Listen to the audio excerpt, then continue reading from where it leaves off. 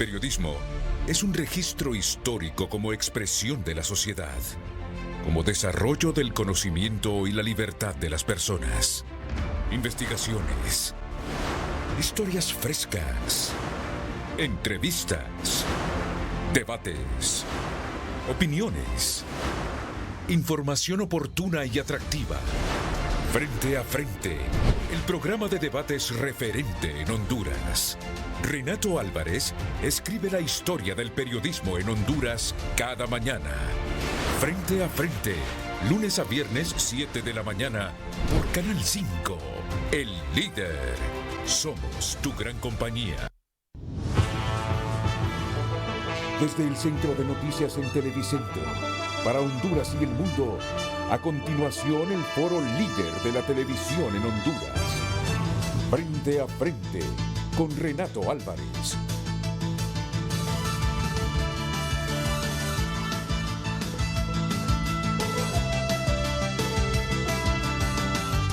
Hola, muy buenos días, Honduras. Miren qué honor el que nos hace hoy la representante residente de la oficina en Honduras del Alto Comisionado de las Naciones Unidas para los Derechos Humanos, Isabel Albaladejo. Es un placer tenerla aquí en el programa. Muy buenos días, Renato. Gracias por la invitación. A ti y a todo el equipo de producción del programa. Un honor estar aquí hoy. Muchas gracias de nuevo. Nos acompañará también el diputado Ramón Barrios, diputado de Libertad y Refundación, presidente de la Comisión de Legislación y Asuntos Institucionales del Congreso. Buenos días, ¿Qué Renato. tal, diputado Barrios? Muy bien, gracias a Dios. Muchas gracias. ¿Usted vive en San Pedro Sula? Sí, yo soy de San Pedro Sula, vivo en San Pedro Sula. Me he venido el día de ayer, pero hemos estado trabajando toda la semana con la gente, no tanto de San Pedro Sula, Sí, pero en La Lima, Choloma, El Progreso y Villanueva, fundamentalmente San Manuel, Pimienta, Potrerillos, pues hemos estado atendiendo junto con el ministro de Cardona de Sedesol, los compañeros diputados y toda la organización. Hemos atendido preventivamente, ya el fin de semana que volvió a, sobre todo La Lima, el Chamelecón inunda La Lima. inunda La Lima, La así Lima, es. Sí, porque sí. lo atraviesa. Luego el Ulúa hace estragos en Villanueva, Pimienta, Potrerillos y el Bajío de Choloma. Correcto. Y los Bajos del Progreso, ¿no? Los Bajos, bueno, Los Bajos del Progreso, sí, que sí. ahí es donde generalmente se ensaña más Ahora, el río Ulúa. Esto no puede volver a pasar todos los años, de verdad. Coincide con lo que creemos, pero que además, ya es demasiado. yo le digo, si el otro año, yo siempre digo que hay excusas este año todavía. Pero si el otro año vuelve a pasar, a mí me va a dar vergüenza dar la cara. Se lo digo honestamente. Yo no puede volver a pasar. Si es que lo mínimo, mire, yo después de escuchar a todos los expertos, y solo unos segunditos, Por supuesto, Isabel, solo faltaría unos más. segunditos, No, sí. porque usted sabe que a los diputados le reclama a su gente, allá estaba en frente a frente en vez de estar aquí con nosotros. Sí, sí. Esa es la reacción de la gente. Entonces ellos se deben proteger porque deben atender otros asuntos Sí. legislativos también. Sí. Los expertos dicen que si bien es cierto, la gente clama hacia el futuro inmediato, cuando tenemos un sistema de estos como Julia, la construcción de bordos, al final la solución, dicen, son canales. Son canales de alivio. Pero lo hizo la compañía en La Lima. Bueno, y son los únicos que siguen aliviando después de correcto. 40, 50 años. Así es. Que en todo caso también servirían las represas, pero que las represas, si no es una política integral de reforestación de cuencas, de nada va a servir, pero sí reclaman canales, represas para almacenar agua y que sean represas multiusos para la generación de energía, para riegos. Mire, si usted mira que ya están construyendo al menos una o dos represas, ya no va a sentir vergüenza, porque sabemos que en un año no se van a terminar de construir 3. Renato, hay, digamos, institucionalmente 3 caminos. Los inmediatos, Sí. los de mediano plazo y los de largo plazo. Los inmediatos.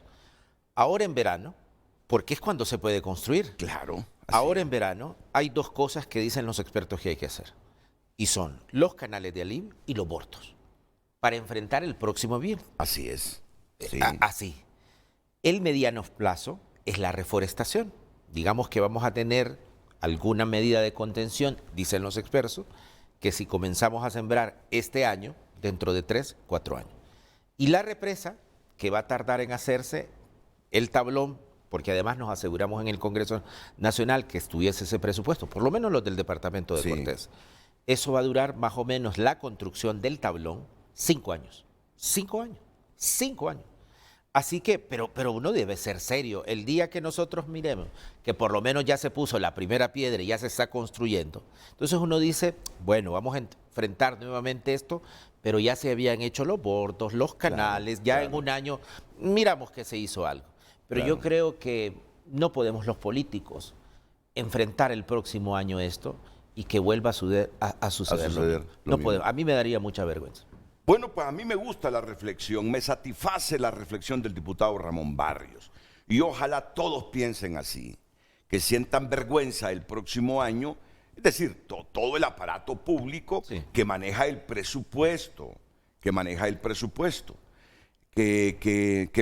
llegue el próximo año y no tengamos lo mínimo construido para evitarle a esa gente que vive en los bajos del Progreso la misma escena de todos los años, a la gente de La Lima y a la gente de los otros municipios, por donde va el cauce tanto del Ulúa como del Chamelecón. Muy bien, lo felicito, diputado, lo felicito. No me felicite porque igual aprovecho, mire, el otro día, el fin de semana, unos ciudadanos nos agradecían a los diputados porque estábamos llevando una ayuda.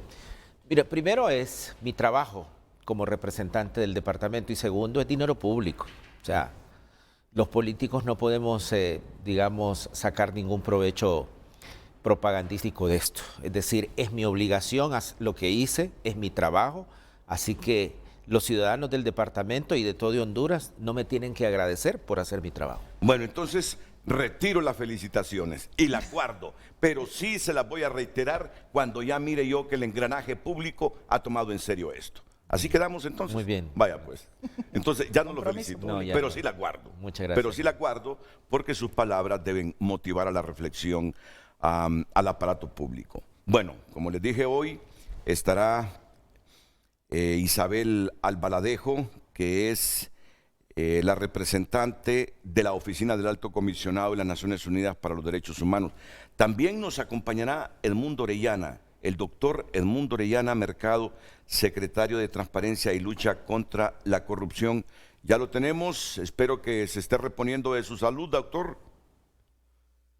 Gracias, Renato, muy amable. Sí, en efecto he estado afectado como consecuencia del COVID, son secuelas que le quedan a uno, queda uno débil, de que estos cambios del clima le afectan. Ya no tenemos la edad como para enfrentar estas secuelas. Y sí, he estado casi 2 semanas muy afectado. Ya estoy medianamente reponiéndome, pero bueno, ahí estamos. Y desde luego muy halagado con compartir el set con mi buena amiga Isabel y el buen amigo Ramón, que sé que tenemos luchas en común y que hay que decirlo que sin el apoyo de la alta comisionada, todo este esfuerzo por transformar el país en el tema del sistema judicial hubiese sido imposible, porque ella puso a disposición del gobierno y particularmente de la Secretaría de Transparencia y Lucha contra la Corrupción todos los recursos humanos con su experiencia y su capacidad para poder elaborar ese proyecto de ley que luego se hizo ley gracias a ese esfuerzo que hizo la comisión que presidió el abogado Barrios y que hoy pues nos está dando frutos importantes. Y desde luego a ambos, gracias por su gran contribución en este proceso. Pues mire, vale saber, es válido saber, porque uno sí tenía conocimiento, pero así marginal, sobre los alcances del trabajo en la construcción de un Estado de Derecho de la Oficina del Alto Comisionado de las Naciones Unidas para los Derechos Humanos.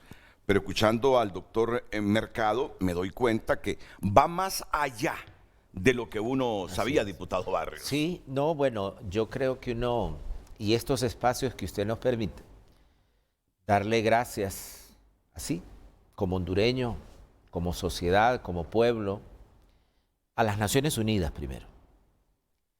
Ha sido un gran contribuyente de la sociedad hondureña y ya voy a decir las repercusiones que esto ha tenido, digamos, haber aprobado esta ley.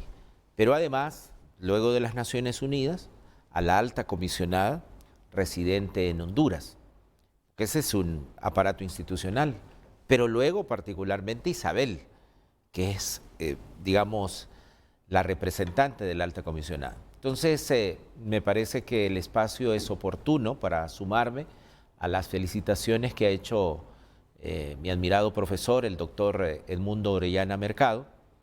Ese proyecto no hubiese sido posible sin el apoyo técnico, logístico, económico de las Naciones Unidas y de la alta comisionada. Así que la sociedad hondureña le está altamente agradecido a las Naciones Unidas y a la alta comisionada residente en Honduras, a Isabel. Pues muchas gracias. Mire que yo hoy estoy repartiendo felicitaciones, ¿verdad? Pero felicitaciones selectivas a la gente que se lo merece. Espero que usted no me las rechace. No, yo las recibo. Muy bien. Y eso me compromete a hacerlo Muy cada vez bien. mejor. Me alegra escuchar tanto al doctor Orellana como a Ramón Barrios agradeciendo el esfuerzo y el trabajo de ustedes, porque al final todo esto es para la construcción del Estado de Derecho. Y construir Estado de Derecho es proteger derechos humanos. Muchísimas gracias, Renato, y por supuesto agradecer al diputado Barrios, al ministro Edmundo Orellana por la confianza depositada en nuestra oficina para el acompañamiento, porque ese finalmente es el rol de la comunidad internacional, claro, y de la oficina que tengo el honor de representar, el acompañamiento a los esfuerzos del Estado en su conjunto, no digo exclusivamente del Gobierno, todo el aparato, claro, estatal, en precisamente la promoción y en la construcción del Estado de Derecho, en el fortalecimiento del Estado de Derecho, de la democracia y la garantía de los derechos humanos. Antes de entrar en el tema objeto de la convocatoria de hoy, el tema que nos convoca, que es precisamente el proceso de selección de la Corte de Magistrados y Magistradas de la Corte Suprema de Justicia, quisiera en primer lugar expresar la solidaridad profunda y el pesar con todas las víctimas y familias afectadas por la tormenta Julia, que se suman ya a los efectos devastadores que tuvo la tormenta Ian y que se suman también a los efectos de los cuales el país todavía no se había recuperado, ETA y OTA, en el año 2020. Entonces, toda mi solidaridad no solamente con las víctimas mortales, sino con todas las familias afectadas. Y también quisiera, antes de entrar en el tema de hoy, por supuesto, también condenar enérgicamente el asesinato ayer del periodista Edwin Andino, precisamente periodista, compañero de profesión de ustedes, porque este asesinato se suma a los 2 otros asesinatos que tenemos registrados por parte de la oficina, fruto del monitoreo que realiza la oficina en lo que va del año, para un total de 12 personas asesinadas entre personas defensoras de derechos humanos y periodistas en lo que va del año. Y el asesinato de Edwin Andino no solamente es un crimen que afecta a él y a su familia, a su padre y a su familia directa, sino que debe, de alguna manera, compelirnos a toda la sociedad hondureña en su conjunto, porque es un ataque a la libertad de expresión, al ejercicio periodístico y, por supuesto, toda mi solidaridad con ustedes, los periodistas. Y mire que mataron a su papá también. Efectivamente. Sí, mataron a su papá. Pues bueno, mire vamos a centrarnos entonces en el tema objeto de hoy. Pero ya usted, ya usted me dio alas. Ya usted me dio alas. Me dio alas porque yo sé que la libertad de expresión es un derecho humano fundamental consagrado en el artículo 19 de la Declaración Universal de los Derechos Humanos. No obstante, hay gobiernos y personas ocupando posiciones de poder en todo el planeta que amenazan este derecho. Es un derecho sagrado, la libertad de expresión. Una serie de libertades entran en la categoría de libertad de expresión. La libertad de los medios de comunicación, que está siendo atacada en muchos lugares del mundo debido a su papel clave para garantizar la transparencia y rendición de cuentas de autoridades públicas y gubernamentales. Otros tipos de libertad de opinión y expresión, incluyendo la objeción de conciencia al servicio militar, están siendo cada vez más sometidos a presión. O sea que la ACNUD y la seguridad de periodistas y la cuestión de la impunidad es parte de la agenda del alto comisionado y de su representante aquí en el país, Isabel Albaladejo. Y hoy me encuentro, y me van a disculpar, porque yo sé que usted es un comunicador por naturaleza, aunque haya estudiado Derecho. No me diga que también estudió periodismo. No, ¿verdad? Pero sí hace buenos análisis. Y desde hace mucho tiempo está en los medios de comunicación. Y qué bien que esté un hombre también respetado en el país como Edmundo Orellana Mercado. Si la producción me puede activar por favor el Apple TV y poner en pantalla estas noticias que hoy aparecen en 2 diarios, en La Prensa y El Heraldo. Ah, no, permítanme, es que se me movió, no es lo del cajón, no es lo del cajón. Aquí está, ahora sí. Defensores de la libertad de expresión y el Colegio de Periodistas anunciaron que estarán vigilantes ante los alcances del polémico decreto que fue publicado recientemente en el diario oficial La Gaceta. Gobierno realizará un diagnóstico a los medios de comunicación. ¿Qué dice el contenido de esto? Me va a disculpar, ¿verdad?, si me meto para comenzar en esto, pero sé que esto es sagrado para nosotros y yo sé que ustedes tienen información y defienden también la libertad de expresión como un derecho humano. Así es. La aprobación de un decreto ejecutivo en el que se aprueba la creación de la Dirección General de Información y Prensa ha despertado las alarmas en sectores que defienden la libertad de expresión.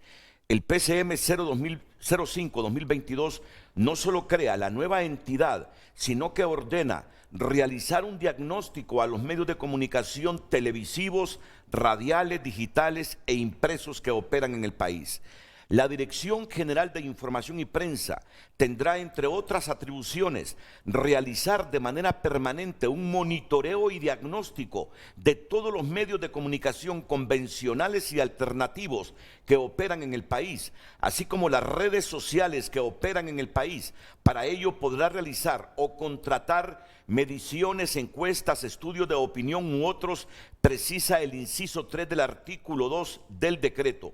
Además, esta dirección se encargará de elaborar y planificar la estrategia de información y prensa del gobierno. Asimismo, coordinar actividades con los órganos, unidades y oficinas de relaciones públicas del Poder Ejecutivo y hasta pagar pauta publicitaria. El plan gubernamental va encaminado a combatir las noticias falsas, según el subsecretario de Prensa Carlos Estrada, quien en abril pasado aseguró que hay que luchar de esta manera frontal contra prácticas que se han usado para encarcelar gente inocente y hasta para dar golpes de Estado. En cuanto al monitoreo y diagnóstico que se hará de los medios, el PCM establece que se buscará obtener información completa y verificable y dar pronto oportuna respuesta. La institución elaborará un programa para mantener comunicación permanente con todos los medios de comunicación que cubren la fuente gubernamental y mejorar los tiempos, calidad, veracidad y confiabilidad de la información. Para el presidente del Colegio de Periodistas de Honduras, Osman Reyes, habrá que estar expectante a lo que se haga desde el gobierno con esta y otras medidas. Reyes puso de ejemplo a los delitos contra el honor que no se han despenalizado, así como al espionaje telefónico a comunicadores e instó al oficialismo a garantizar la libertad de prensa. Hemos visto algunas acciones que vienen de diferentes sectores del Estado que cada vez van buscando limitar, y sumado a esto la ola de intimidaciones o del odio que se da contra la prensa hondureña con el fin de debilitarla. La prensa es bastión que critica y dice lo que no está bien, precisó Reyes. En tanto, la subdirectora de Human Rights Watch, Tamara Tamusiuk, instó al gobierno a respetar la libertad de prensa y que la creación de la Dirección General de Información no limite a los periodistas. Varias disposiciones del derecho hondureño amenazan la libertad de expresión y reunión. Por ejemplo, el Código Penal, que entró en vigencia en 2020, mantuvo los delitos de calumnias e injurias, por lo que Human Rights Watch se opone a todo tipo de leyes penales sobre difamación. Debe haber garantías para la libertad de prensa y expresión. El PCM aprobado en Consejo de Ministros también implica un inventario de radios, televisoras, periódicos impresos y digitales, así como contenidos que se den en redes sociales. Cada una de las publicaciones que relacionen al gobierno deberán estar en informes que la dirección deberá remitir a Casa de Gobierno. Sobre el particular, el expresidente del Colegio de Periodistas, Dagoberto Rodríguez, expresó que la regulación desde el Estado no siempre es la solución a los abusos. Estamos en contra de la regulación de contenidos que lleven a la censura y atenten en contra de la libertad de expresión y de prensa. Pues esa es la información.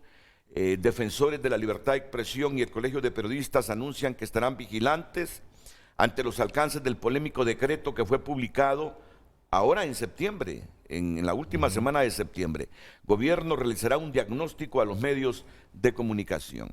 Y como así comienzan, en muchos estados así se comienza y se termina mal, no sé si ya lo había leído, la representante del Alto Comisionado de las Naciones Unidas para los Derechos Humanos, Isabel Albaladejo, pero sí aprovecho esta oportunidad, sabiendo que es un derecho humano, la libre expresión, preguntarle sobre esta temática que ya tiene preocupado aquí a muchos sectores.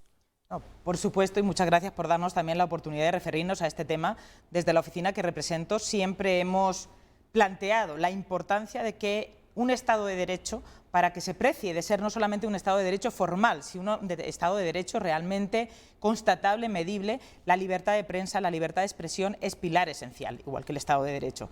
Y en ese sentido, desde la oficina siempre hemos defendido la libertad de prensa, la libertad de expresión, y en su momento, cuando se produjo la reforma al Código Penal en el año 2020, desde la oficina planteamos cuáles eran los delitos y seguimos planteando la necesaria reforma en este momento al Código Penal a partir de un proceso ampliamente participativo, que fue lo que no se hizo con la reforma del año 2020.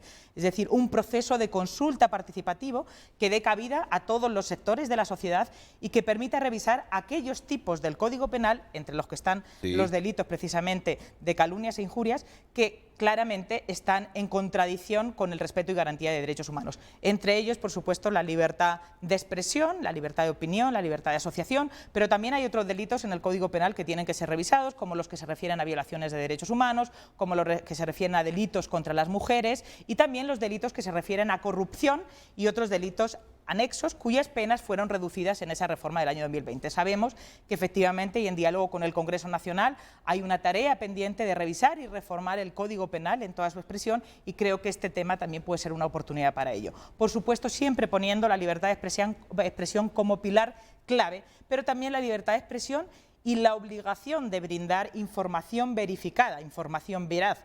Y la libertad de expresión siempre tiene que traer también consigo el derecho al acceso a la información. Por eso la derogación reciente de la Ley de Secretos es un paso importante también para garantizar el acceso a la información, que tiene que ser la clave de la libertad de expresión. Por supuesto, condenar todos aquellos ataques contra periodistas.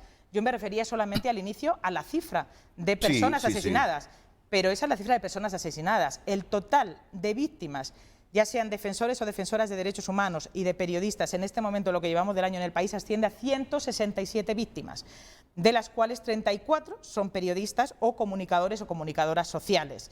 Entonces creo que es una cifra que nos debe llevar, por supuesto, a la reflexión en la necesidad de proteger, por supuesto, a quienes defienden la libertad de expresión y ejercen la libertad de prensa, por supuesto, con sentido razonable, con sentido de seriedad.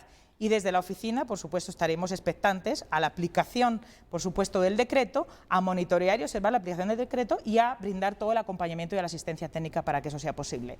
Y aquí, si me lo permite, Renato, creo que precisamente con respecto a este tema y a otros muchos, es donde se torna realmente indispensable en este momento el proceso de selección de magistrados y magistradas de la Corte Suprema de Justicia, que acaba de comenzar y que finalizará con la elección de los nuevos magistrados y magistradas en febrero del año entrante.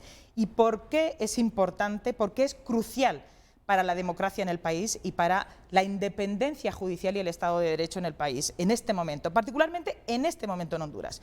En primer lugar, por la duración del órgano. Es decir, la Corte Suprema tiene un mandato de 7 años de gobierno. Es decir, hasta el año 2030 el país no va a tener otra oportunidad, si lo vemos en clave de oportunidad, para elegir a quienes van a componer no solamente el más alto órgano en materia de administración de justicia, sino también por otra razón, porque la Corte Suprema de Justicia en Honduras, a diferencia de otros países, es también órgano de gobierno de los jueces. No solamente es el más alto órgano de la magistratura, sino que es el órgano de gobierno mientras no se constituya el Consejo de la Judicatura, que por cierto está previsto en la Constitución y que además es una tarea pendiente.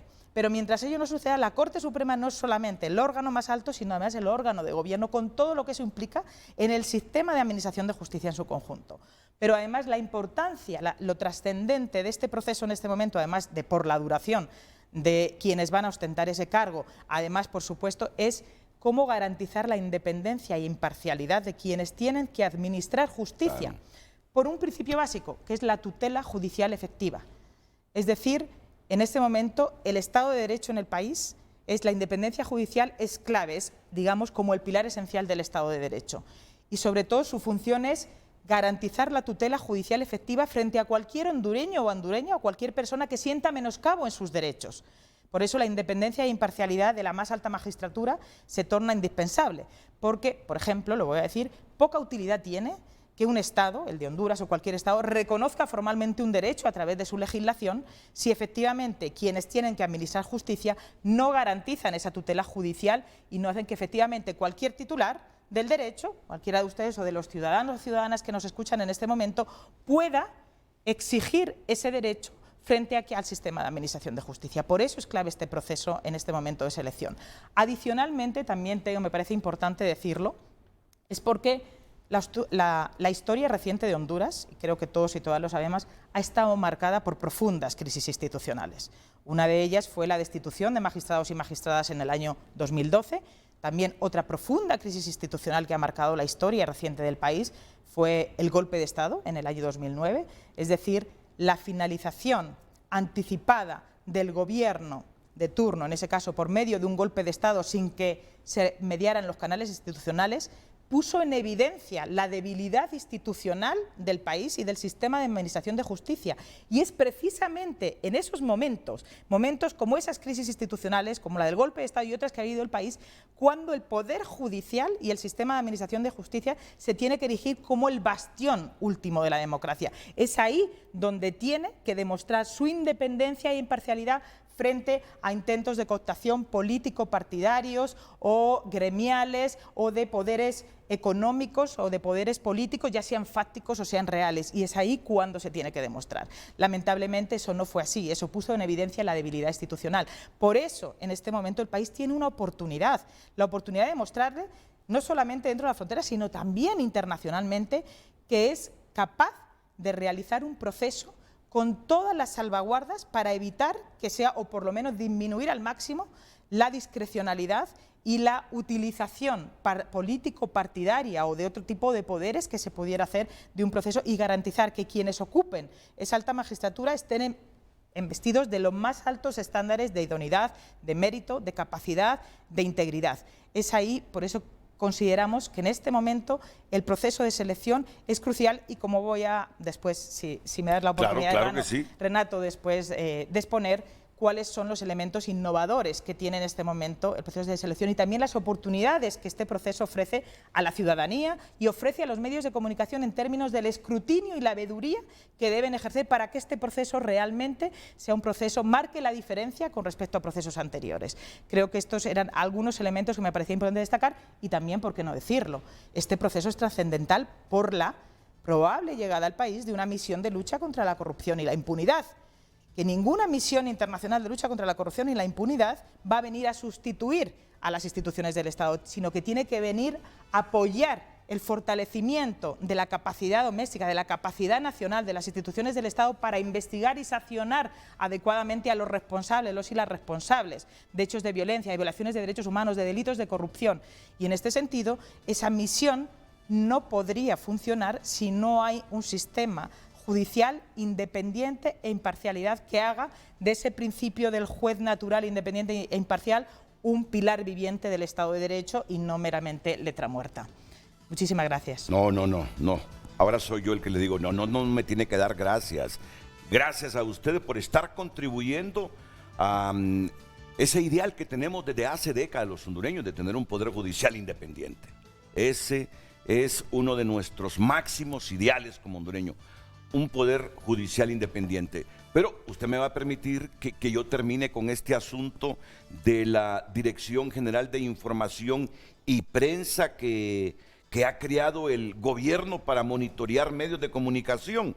Y ya breve, para no quitar el espacio al otro tema que nos ha convocado esta mañana, me gustaría escuchar los comentarios de un diputado serio como Ramón Barrios y que además se luce a través de los medios de comunicación con toda libertad emitiendo sus criterios. Dos cosas importantes, Renato. No hay que temerle a la ley. La ley habla de 3 verbos rectores. Para nosotros es muy importante esto: monitorear, diagnosticar y verificar. O sea, hasta ahí creo que es una parte administrativa del Poder Ejecutivo y de verdad no hay que temerle a la ley. No se mete en nada del derecho fundamental que está en la Constitución de la República, de la libertad de expresión. Sin irrespetarlo, y como libertad de expresión también, y por lo que ocurre en muchos países, como decimos popularmente en Honduras, solo déjeme expresar un pujido. Eso quiere decir reservas, reservas de cómo esto puede involucionar esta libertad o no, porque dejo el margen de duda también en función de lo que usted me está diciendo. Y lo segundo, anuncio algo que me parece importante, que nosotros lo hemos estado trabajando precisamente por lo delicado del caso. En la comisión que tengo el honor de presidir, pero que me acompañan valiosos hondureños, valiosos diputados y diputadas, no solamente de mi partido, sino del Partido Liberal, del Partido Salvador de Honduras, inclusive del Partido Nacional, ya tenemos listo. Fíjese lo que voy a decir aquí en su programa. La ley, un dictamen que saca del Código Penal los 3 tipos penales a que nos hemos aludido. La injuria, la difamación. La calumnia y la difamación. Ya lo tenemos listo. Creo que a finales de mes vamos a convocar a las asociaciones de prensa, de periodistas, un poco para que conozcan nuestro dictamen. Y bueno, una vez conocido por todos, a lo mejor vamos a hacerle algún ajuste producto de las observaciones, lo introducimos al Pleno del Congreso para sacar por lo menos esos tipos penales y llevarlos al ámbito civil. Aquí lo estoy diciendo en su programa. Muy bien, muy bien. Se lo escuché a Samuel Madrid y usted me lo está confirmando. Al diputado Samuel Madrid y usted me lo está confirmando. Es muy bueno, ¿verdad? Eso es excelente. Y no quiero ir a la primera pausa para después centrarnos en este tema de los derechos humanos en Honduras, de la CICI, de la Junta Nominadora y otros temas de violaciones a los derechos humanos por los cuales se pronuncia frecuentemente la oficina del Alto Comisionado de las Naciones Unidas. No quiero dejar de escuchar sobre esta creación de la Dirección General de Información y Prensa al doctor Edmundo Orellana Mercado, porque esto se aprobó en Consejo de Ministros. Doctor Mercado, ¿debemos temerle a esto o qué rumbo lleva? Pues yo leí el proyecto previamente a aprobarse y no vi que hubiese una pretensión de atentar contra la libertad de prensa. Es más, si usted se me permite decir, me pareció innecesario. Esa es una tarea administrativa que basta con que la presidenta lo ordene al ministro de Prensa para que haga eso. Es decir, no había necesidad de emitir un decreto, un PCM para eso. Esa es mi opinión. Son cuestiones meramente administrativas que se agotan en el ámbito de la administración. Pero, como desafortunadamente aquí hay mucha gente que piensa que si las cosas no se dicen a ese nivel y se instrumentan en normas que tienen casi fuerza de ley, no funcionan, pues lo hacen, pero esa es una simple orden administrativa. Con que la presidenta le hubiera dicho al ministro de Prensa, haga esto y esto y esto, un memorando, él tenía la obligación de hacerlo. Porque no involucra a nadie más. Ningún medio está obligado a dar una información, a dar nada, simplemente son labores que ellos van a hacer. Así es que me pareció innecesario. Pero dice que yo quisiera hacer una relación en este tema de la libertad de expresión. Yo quisiera invitar al honorable diputado abogado Ramón Barrios, a que proceda a elaborar el proyecto de ley de derogación de esa ley vergonzosa y perversa que sometió a los medios de comunicación, que se llamó de la ley de canje de impuestos por publicidad. Y no solamente que pida su derogatoria, sino que además que ordene al Ejecutivo que dé la lista de los medios de comunicación que se sometieron a ese programa y cuánto fue la cantidad que se le reconoció y si efectivamente era necesario hacer esa exoneración. Me parece que eso es vital para la depuración del tema de la publicidad y la libertad de expresión de Honduras. Eso es una ley vergonzosa que debemos los hondureños conocer cuáles fueron aquellos programas, aquellos medios de comunicación que se sometieron al gobernante anterior a decir lo que el gobernante estaba interesado en que se dijera. Me parece que ese es un tema, abogado Barrios, que está pendiente y que lo habíamos discutido en su oportunidad y que es necesario cumplirle al pueblo. Sobre el tema de la calumnia, la injuria y la difamación, yo ahí tengo mis reservas. Mire, la Corte Interamericana de Derechos Humanos ha sido muy clara. Este tema debe estar referido a todo aquel que su figuración esté sometida a escrutinio público. Por ejemplo, nosotros los funcionarios públicos, los políticos, los grandes hombres de empresa, los que den opinión pública, los llamados analistas, esos no deben estar protegidos por la calumnia, la difamación ni la injuria, porque ellos al someterse al escrutinio público se están sometiendo a las consecuencias de sus dichos. Pero no es justo que a una persona que no esté en ese ámbito de publicidad sea expuesto a que se le calumnie, a que se le injurie y a que se le difame. Y a eso la Corte Interamericana ha sido enfática.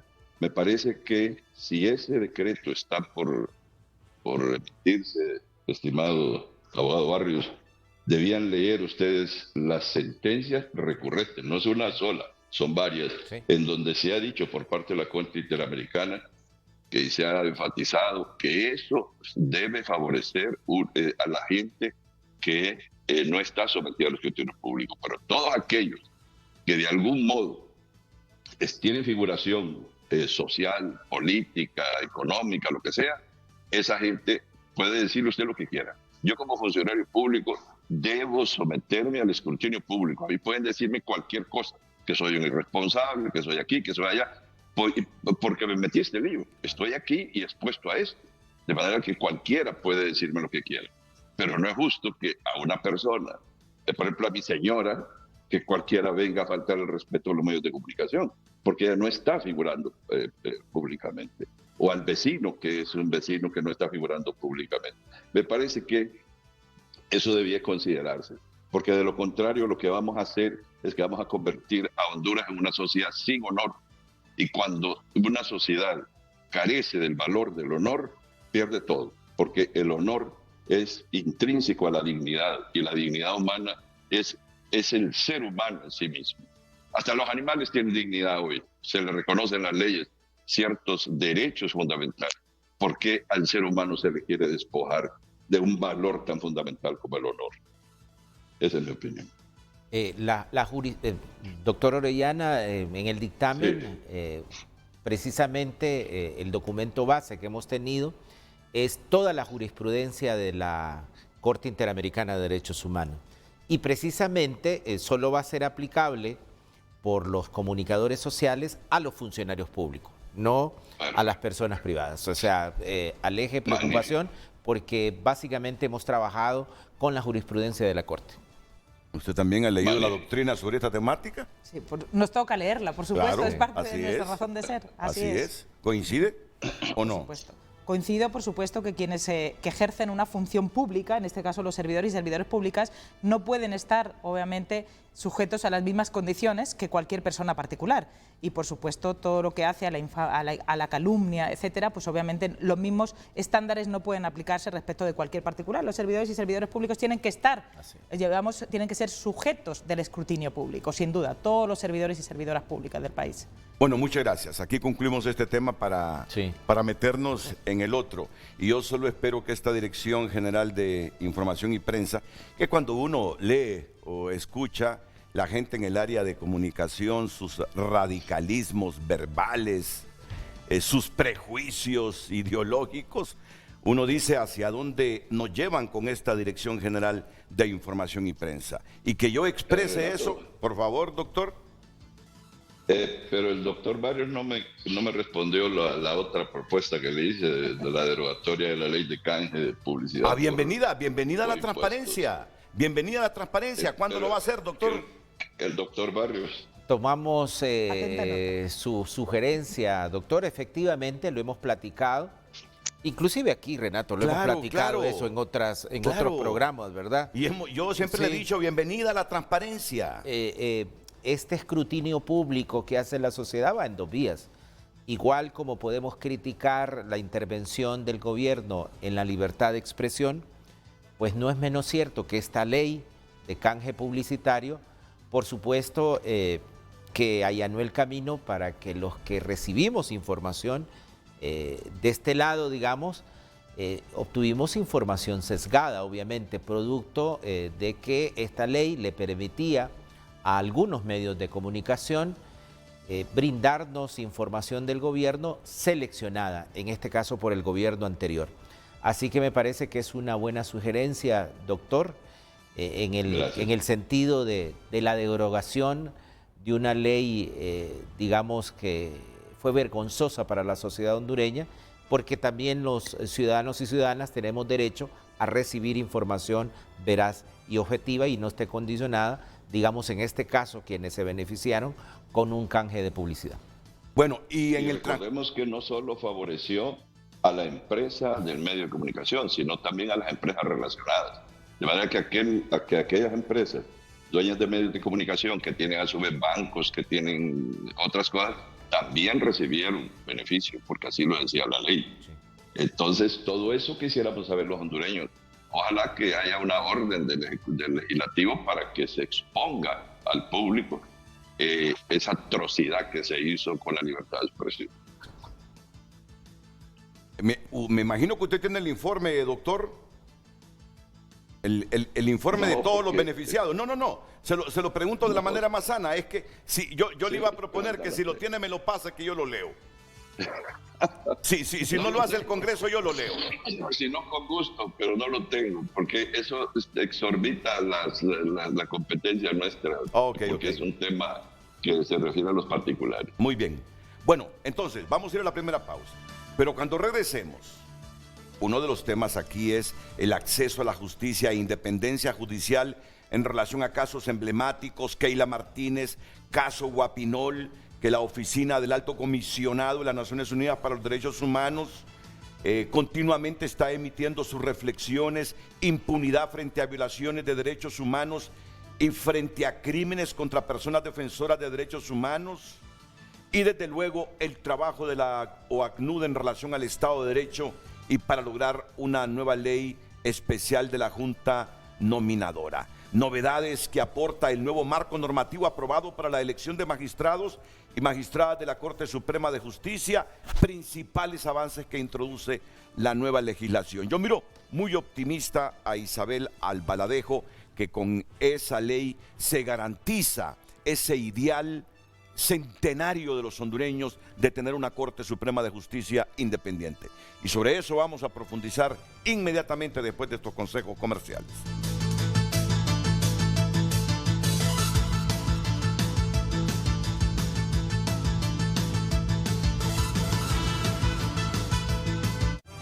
Ya volvemos con Frente a Frente gracias a Aliviol. 24 horas de alivio contra el dolor y el estrés. Para cada tipo de dolor, un tipo de Aliviol. Hoy en Tu Nota es presentado por Banco de Occidente. Sueñe, planifique y ahorre. Hágalo en grande con Banco de Occidente. El principal titular de tu nota esta mañana: remanentes de Julia seguirán afectando. Remanentes de Julia seguirán afectando. Muchas gracias.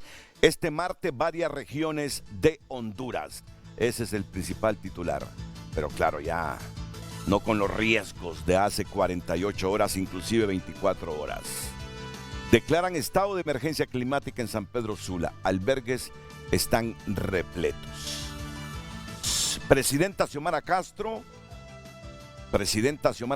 se reunirá con el Papa Francisco en el Vaticano el próximo 20 de octubre. Confirmada ya esa visita de la gobernante hondureña al Vaticano. Son algunos de los principales titulares de tunota.com. Usted puede entrar para leer el contenido de las noticias por cortesía del Banco de Occidente. Apoyando al pequeño de hoy, hacemos el grande del mañana. Hoy en Tu Nota fue presentado por Banco de Occidente. Goce del respaldo, la confianza y la seguridad financiera que necesita. Miren que esto puede marcar el rumbo de la temática que vamos a abordar en este segmento. Yo dije en el segmento pasado el optimismo sobre la Junta Nominadora y que los hondureños elijamos a través del Congreso Nacional a los próximos 15 magistrados de la Corte Suprema de Justicia. Veo optimismo, dije yo, en la representante de la Oficina del Alto Comisionado de las Naciones Unidas para los Derechos Humanos. Y ella me ha aclarado, mientras estábamos en la pausa comercial: Renato, optimismo no, esperanza, me dice. Al final, ¿cuál es la diferencia entre optimismo y esperanzas? Muchas gracias, Renato. La verdad, el optimismo tiene que ser siempre moderado, sobre todo en contextos donde los cambios que se requieren dependen de reformas estructurales y pasan por cambios sociales e institucionales profundos que no se pueden hacer de un día para otro ni se pueden hacer de un momento a otro. Entonces, para quienes trabajamos en derechos humanos siempre tenemos que tener un optimismo moderado sin perder el sentido realista, sobre todo sobre lo que es factible o viable hacer en un contexto determinado. Entonces, me parece importante plantear cuáles son las novedades que tenemos en este momento, en este contexto, a partir de un nuevo marco normativo, pero además referirme a lo que tú planteabas precisamente, también la responsabilidad que tiene la ciudadanía, es decir, la ciudadanía, los medios de comunicación, por supuesto la Junta Nominadora y el Congreso y las autoridades.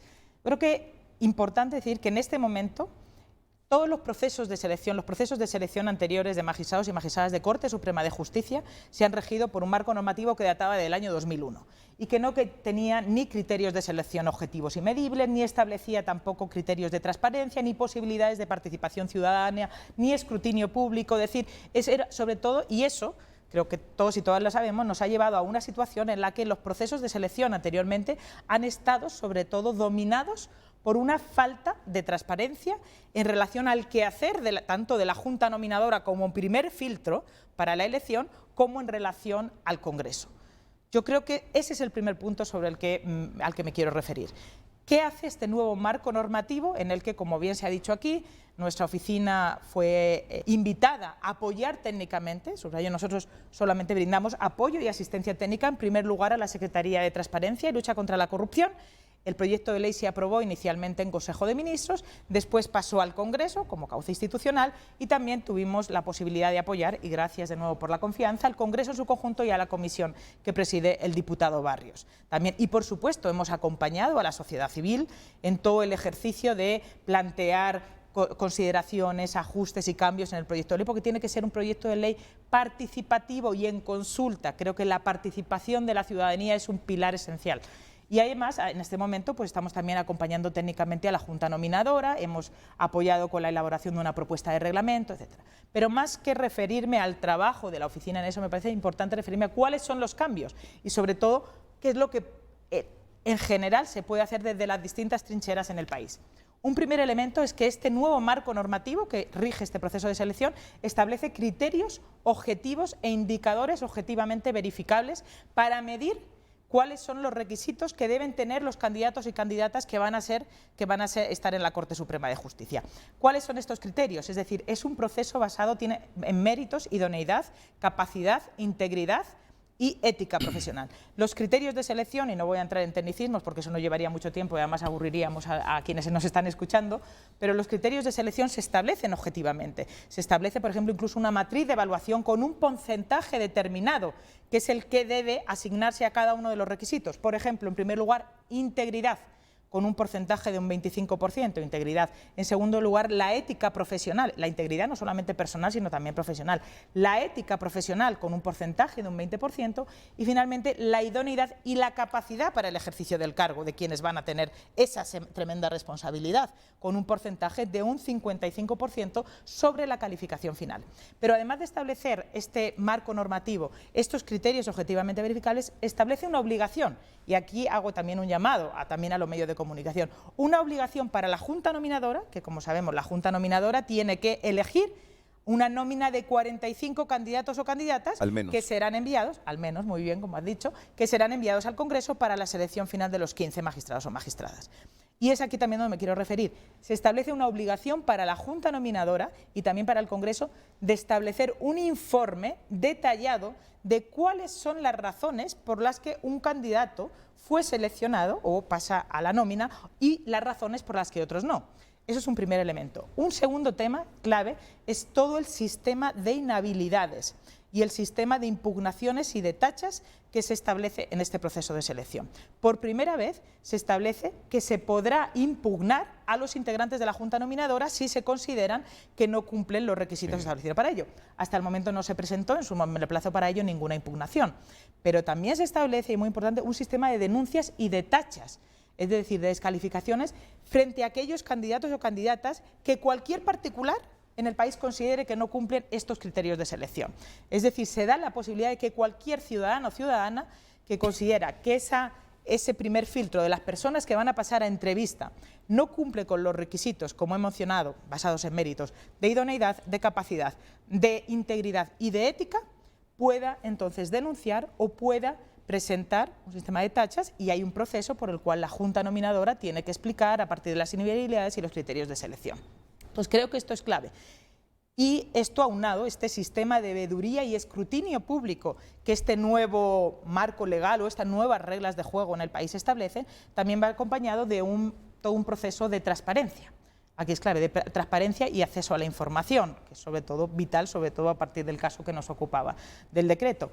El procedimiento de transparencia, todas las sesiones de la Junta Nominadora tienen que ser públicas y además tienen que ser retransmitidas por canales institucionales. Se está trabajando en ello para que las sesiones sean públicas y que cualquier observador, nacional o internacional, observadora, pueda tener conocimiento a ello, además de este informe al que me refería, que deben, a partir del cual deben establecer las razones detalladas de por qué una persona se considera candidata y por qué otras personas fueron descalificadas a partir de un régimen de inhabilidades en el proceso, que tienen que ver también con el hecho de tener procesos pendientes, disciplinarios o penales, y con otras inhabilidades para el ejercicio del cargo que claramente los suspenderían para ello, quedarían inhabilitados. Otro elemento importante, también innovador, y aquí por supuesto en términos de la garantía de derechos de las mujeres y la equidad de género en el país, es que se establece la obligación de que al menos 23 del total de 45 personas, candidatos o candidatas que incluyan en esa nómina, tienen que ser mujeres.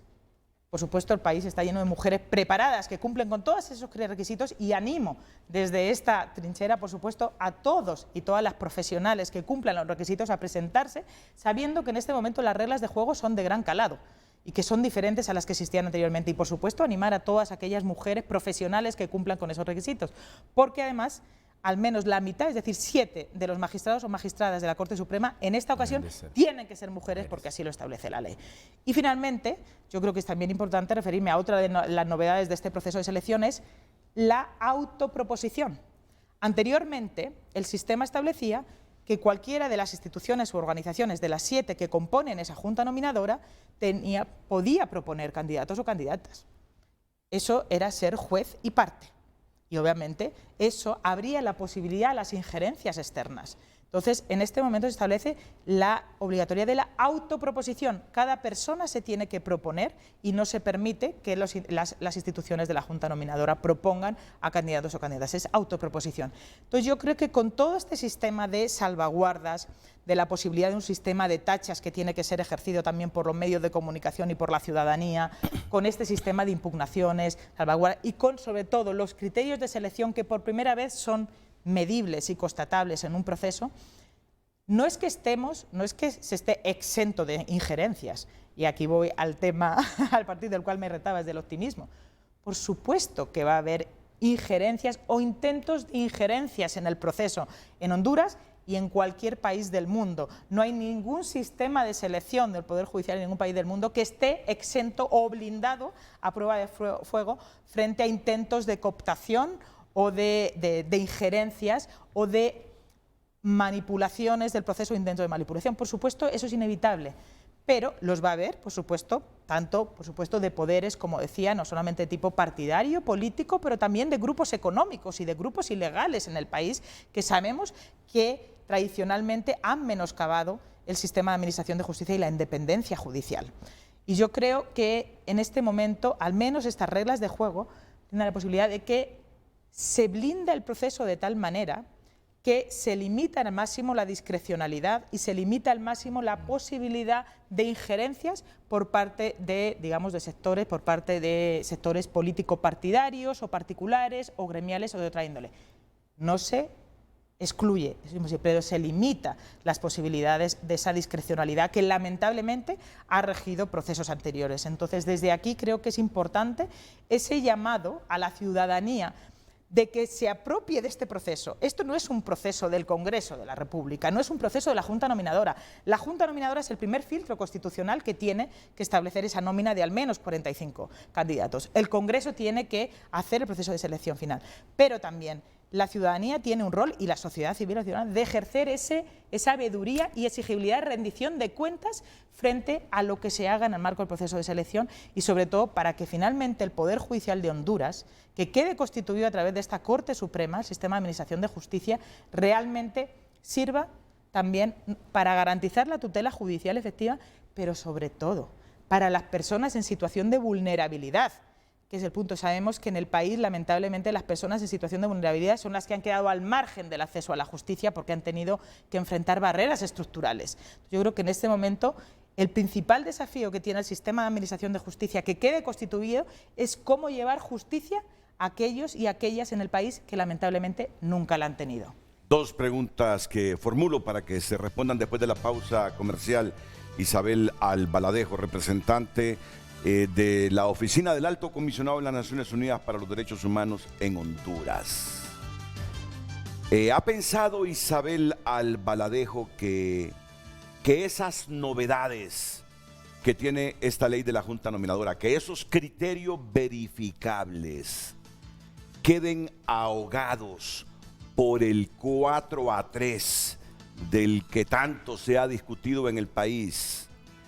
Máxime cuando se sabe que esta vez no será la excepción, que habrán fuerzas externas, políticas, económicas y hasta de otro matiz que intentarán horadar los criterios verificables y las novedades e infiltrarse en ese sentimiento de los nominadores.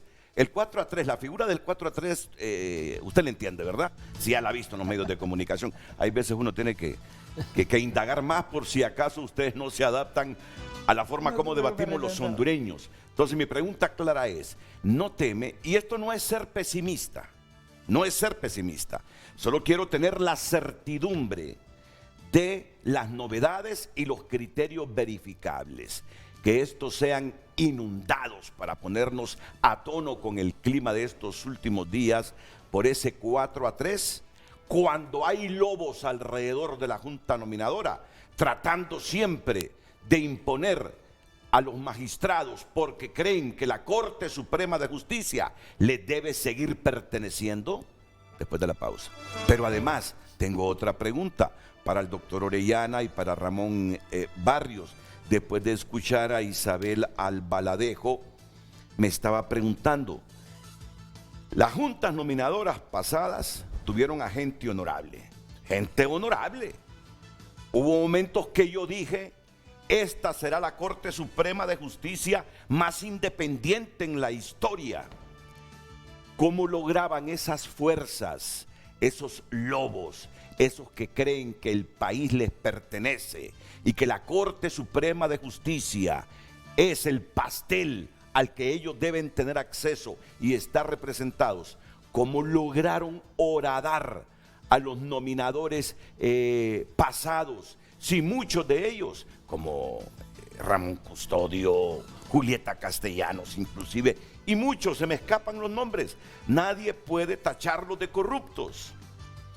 Son preguntas solo para certificar que esta vez no nos va a ocurrir más de lo mismo, como pasa allá con los bordos y los bajos de Lulúa, del Progreso, de la Lima y del Cubulero allá en Valle. Pausa y enseguida las respuestas de nuestros invitados, Isabel Albaladejo, Ramón Barrios y Edmundo Orellana.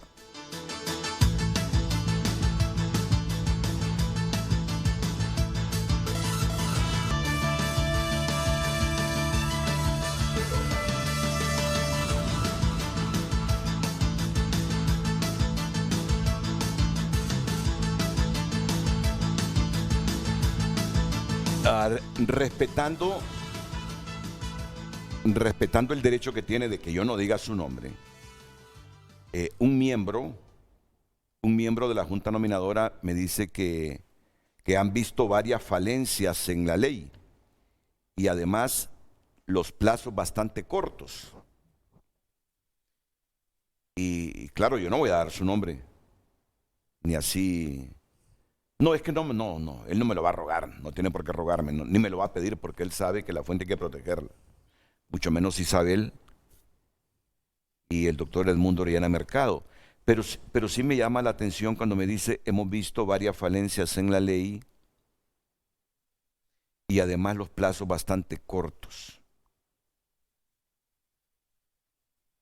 Voy a esperar más detalles para priorizar esta inquietud y trasladársela a mis invitados. Pero antes vamos con el asunto que planteaba hace algunos minutos Isabel Albaladejo, y aquí me está diciendo el abogado Ramón Barrios. Mire, Renato, creo que es la ley más importante, mejor estructurada, más debatida que hemos aprobado en el primer semestre en el Congreso Nacional.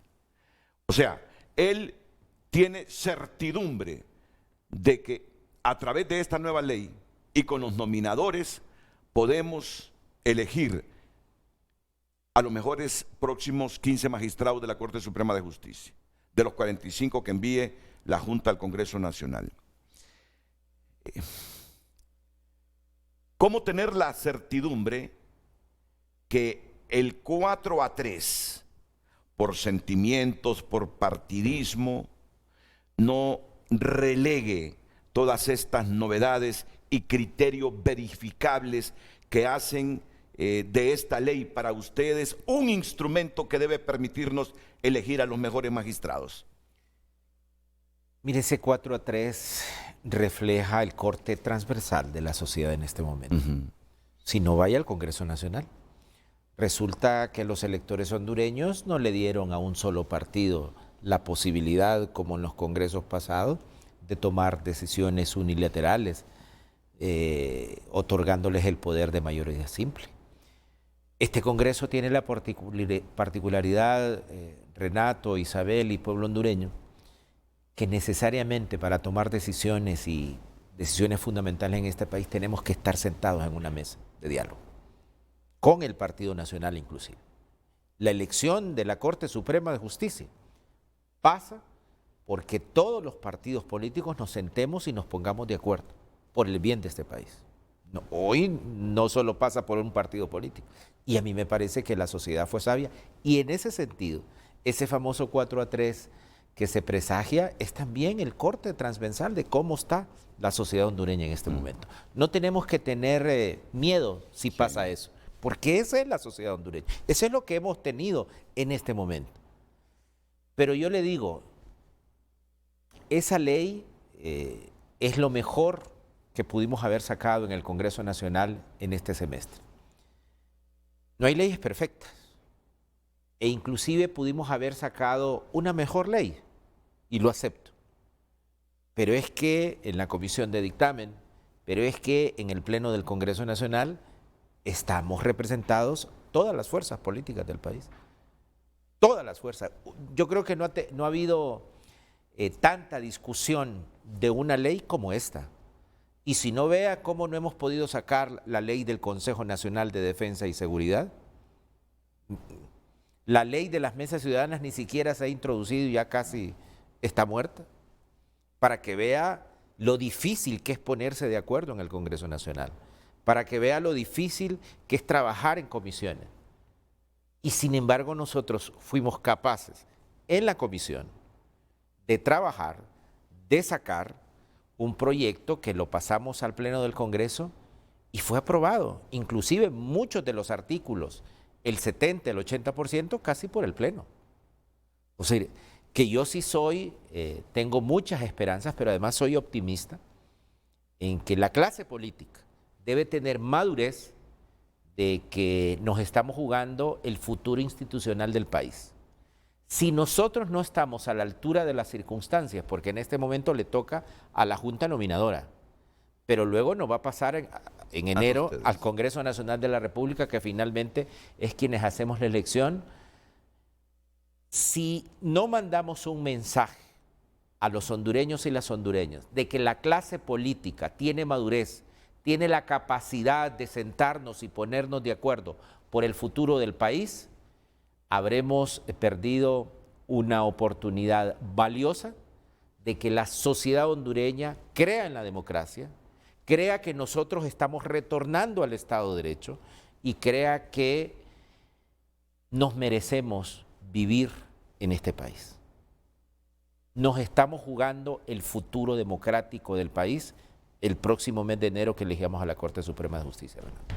Ahora para el doctor Orellana Mercado. Doctor, ¿cómo en juntas nominadoras pasadas, con gente honorable, usted bien lo sabe, yo le he escuchado hablar bien de mucha de esa gente que en algunos periodos estuvo en la junta nominadora,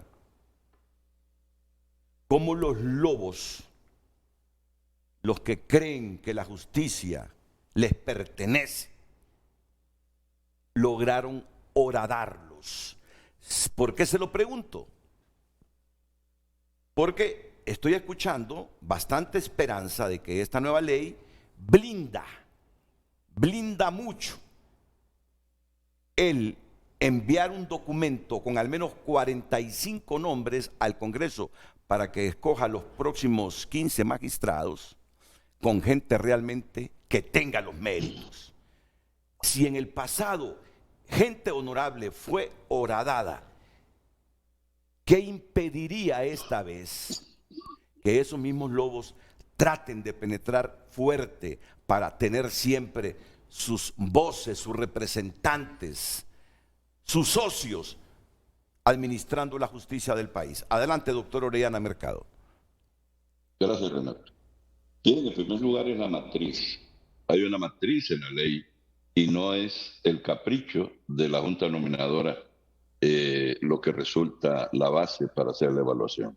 Antes no existía esa matriz legal. Hacían unas que solo ellos conocían y no sabíamos si eran buenas o eran malas. Lo otro es que solamente podrán incorporarse a la lista final de los 45 los que resulten mejor evaluados. Antes, Renato, se sometía a votación.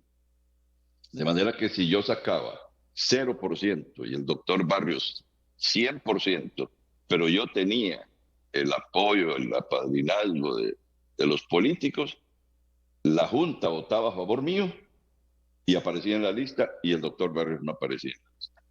Eso ya no va a ocurrir ahora. Los mejor evaluados son los que van a estar en esa lista. Y fíjense que hay un logro extraordinario que a la fecha se puede constatar. A esta fecha, en los procesos anteriores, ya se sabía quiénes eran los magistrados. Ya estaba la lista.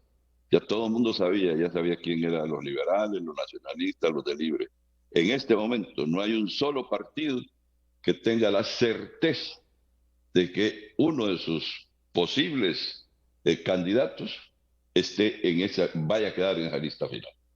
Eso es un logro, porque en este caso la incertidumbre juega a favor de la seguridad jurídica, porque lo que nos está diciendo es que no tienen los partidos políticos la posibilidad de imponer sus candidatos porque tienen que someterse a esa evaluación de la Junta Nominadora de acuerdo a la matriz y de acuerdo a los porcentajes que están muy bien detallados. Además, entiendo que ha habido una matriz adicional que se ha propuesto, que se ha aceptado por la Junta de parte de la Junta de Naciones Unidas. Pero en referencia al tema que usted introdujo de uno de los miembros de la Junta Nominadora, a mí me extraña que alguien venga a decir a estas alturas que los plazos son breves. Y entonces, ¿para qué aceptó integrar la Junta Nominadora? Y algo más. Y algo más. Persona, mujer o hombre, tengo que decirle, es un haragán.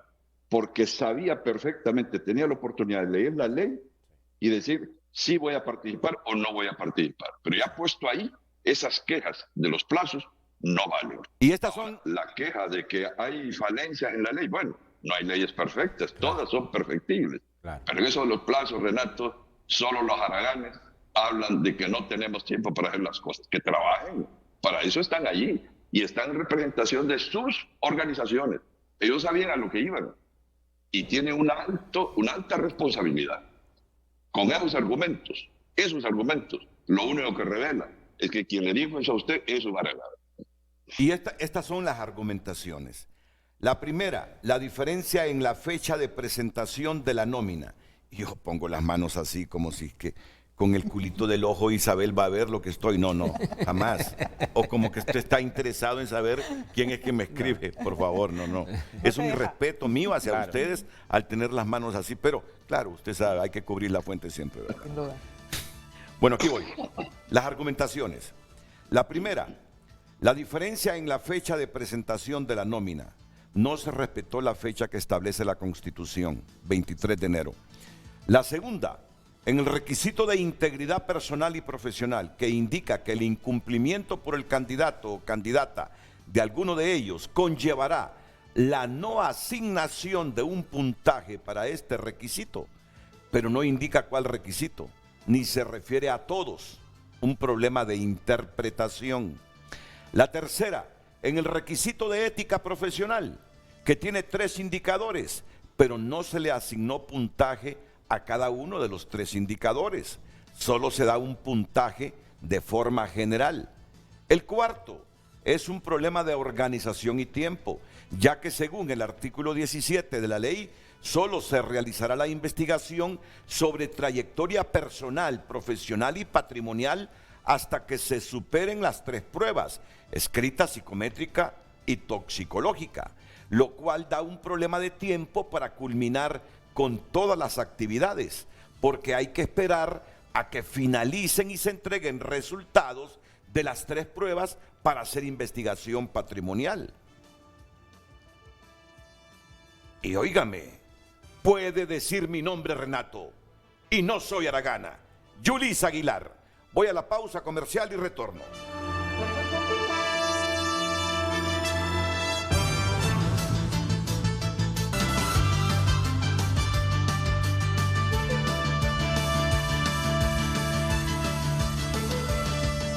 Bueno, ya está planteada por Yulisa Aguilar, que es miembro de la Junta Nominadora, sus reservas o algunas reservas sobre la ley.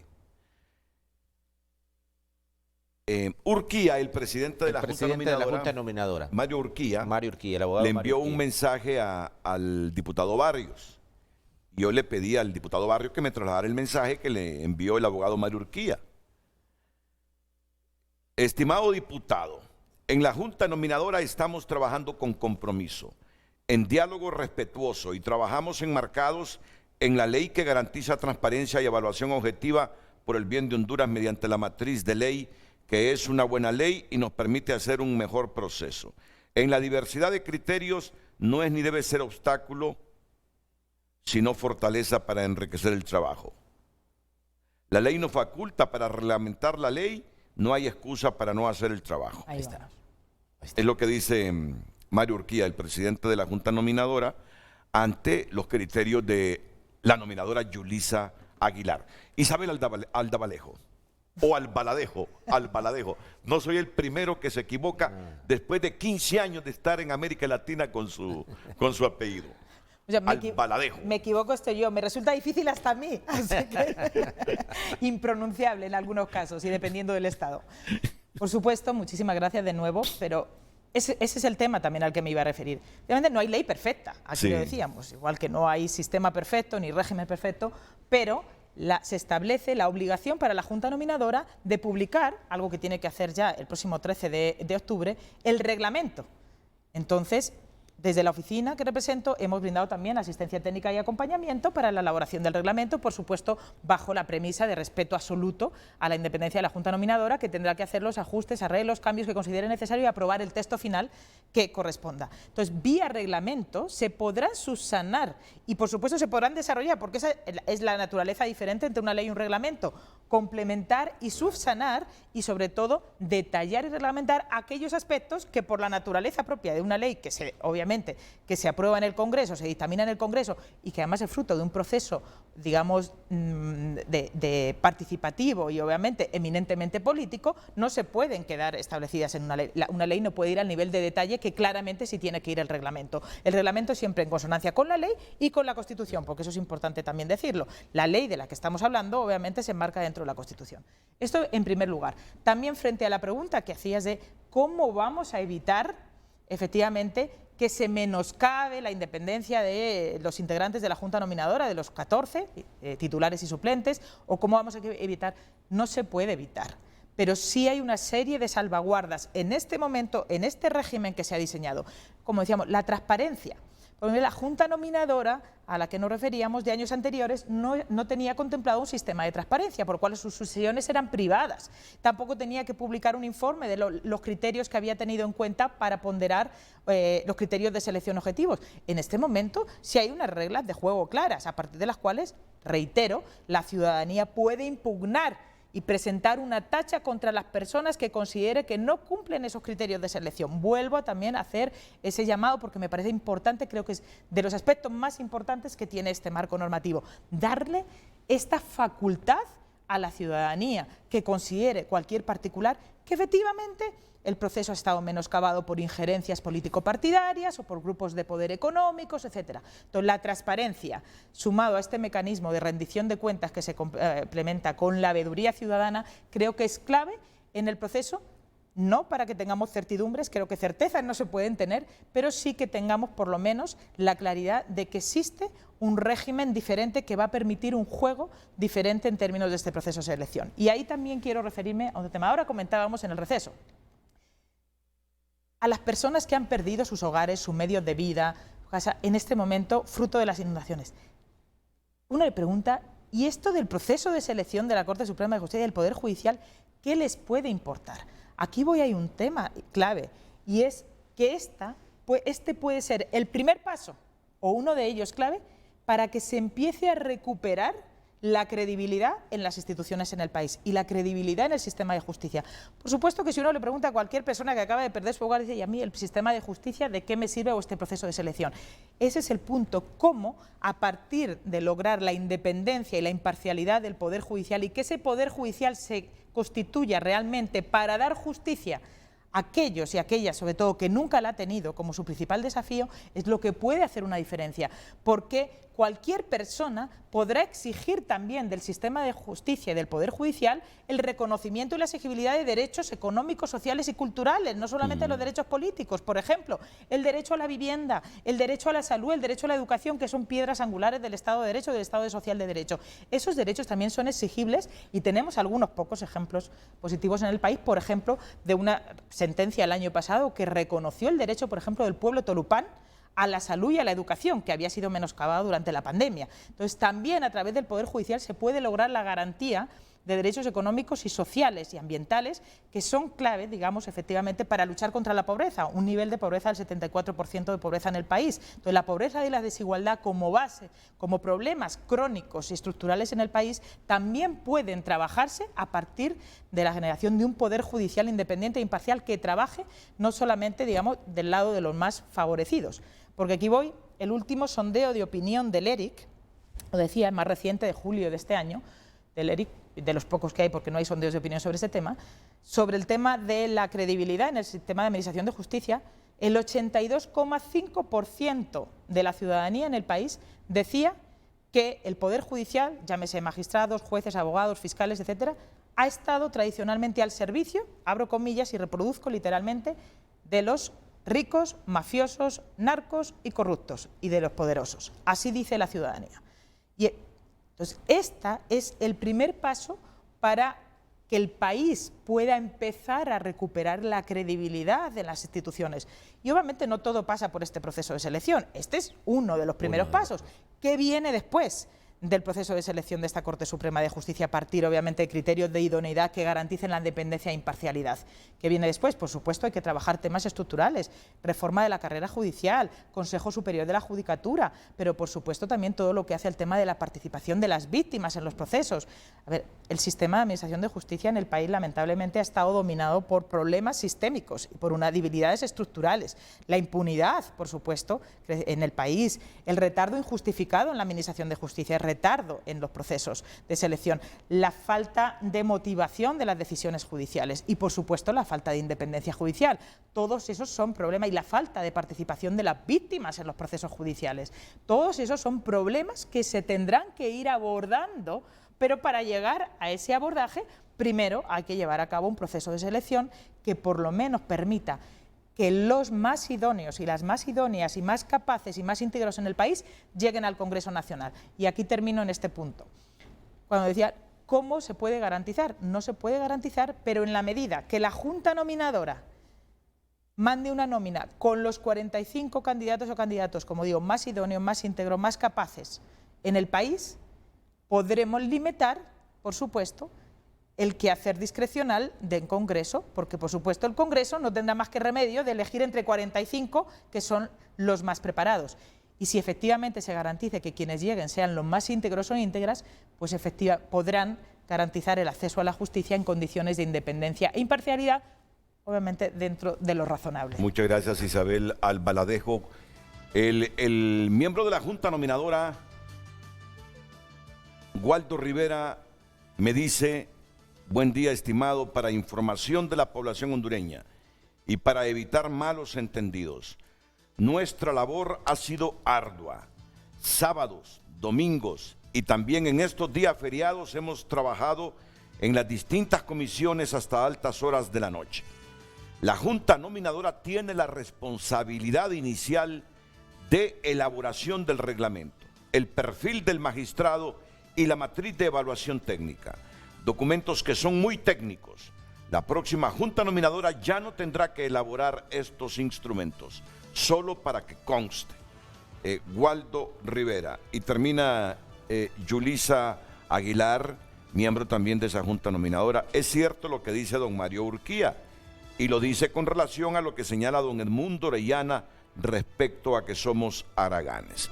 Bueno, entonces, todas esas falencias que juzga Yulisa Aguilar tiene la nueva ley de la Junta Nominadora se pueden mitigar con el reglamento. Sí. Mire, Renato, un vaso a la mitad con agua, usted puede decir que está medio vacío o está medio lleno. Yo creo que esta ley hay que verla, digamos, con algunas falencias que pueda tener, pero en términos generales yo le digo que es una buena ley. Y la Junta Nominadora, y me alegra lo que está diciendo el presidente de la Junta, precisamente técnicamente, el reglamento, digamos, va a cerrar estos espacios que pudiesen haber quedado, digamos, abiertos en la ley. Yo creo que hay que respetar los tiempos. A mí me parece que eso es importantísimo. En todo caso, en el Congreso Nacional de la República, si la Junta Nominadora necesita algún ajuste que tengamos que hacer a la ley, estamos abiertos para eso. O sea, nosotros no nos cerramos. Pero creo que la ley, los tiempos son importantes. Es, digamos, un buen mensaje que desde la Junta Nominadora se envía a la sociedad hondureña por el prestigio, por la legitimidad, pero sobre todo porque en la sociedad, en los abogados y abogadas, en los notarios y notarias, hay una especie de ¿por qué me voy a postular? Porque esto ya sabemos cómo son las cosas. Entonces yo creo que es importante que desde la Junta Nominadora mandemos mensajes de certidumbre, de que estamos haciendo las cosas bien. Estas pequeñas falencias se pueden superar con el reglamento, pero sobre todo yo sugeriría a la Junta Nominadora, yo conozco a casi todos y son hondureños que no me cabe en duda y por eso le respondo aquí.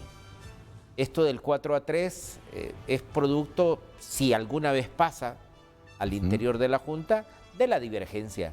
Pero todos los miembros, diputados, propietarios y suplentes de la Junta Nominadora, yo los conozco y me merecen un alto respeto, pero alto respeto. Me imagino que el doctor Orellana Mercado quiere hacer una valoración breve también sobre esta controversia en el marco democrático y constructivo de los nominadores y sus expresiones. Adelante, doctor Orellana Mercado, ministro de Transparencia. Gracias, Renato. Bueno, yo creo que no son minucias. Sí. Ya Isabel y Ramón, igual que el señor presidente de la Junta Nominadora, y Waldo Rivera lo han aclarado. Mire, hay otros temas que sí son preocupantes. Por ejemplo, un tema es que los notarios, si están animados o no en postular. Fíjense que con la Unión de Notarios y con la Alta Comisionada de los Derechos Humanos, hemos tenido una iniciativa de visitar los capítulos de notarios en todo el territorio nacional para darles ánimo, estímulo para que se postulen. Originalmente ellos se planteaban esto que decía el doctor Barrios, decían, ¿y para qué si ya está todo elaborado? Nosotros le explicamos la ley con representantes del Alto Comisionado y de la Unión de Notarios que preside el doctor Mario Bojín. Y mire que hemos logrado convencerlos de que este proceso va a ser diferente, porque le relatamos lo que la ley y le decimos el entusiasmo que hay y el compromiso del gobierno, porque no olvidemos que este proyecto de ley fue una iniciativa de la presidenta de la República, que me la instruyó a mí para que yo lo propusiera y que pedía el apoyo de la alta comisionada. Entonces, este es un tema que hemos andado por el país y alguna incidencia hemos tenido.